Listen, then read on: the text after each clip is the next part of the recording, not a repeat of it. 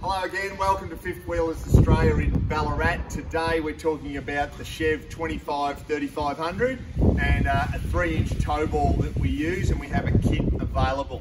It's a Heyman Reese ball and it's 3-inch, and it'll suit from 2011 through to 2020 in the new Chevys. This is one that's been converted to right-hand drive by the HSV company.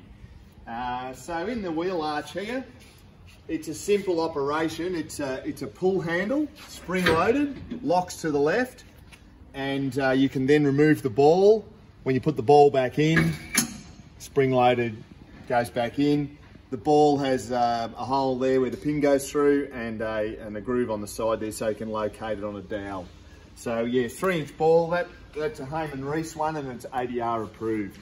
Some tips for the install. On a 6'6" tub or 6'6" bed, it's 1140 mil from the back of the bed to the center of the hole. It's different measurement on an 8-foot bed, but for the normal trucks you see in Australia, 1140 mil. We run an 89 mil hole saw. That's quite tight and neat. You can go out to a 92 mil. Either side of the ball, you've got the chain or the safety chain U-bolts. They're spring loaded and they lift up and down.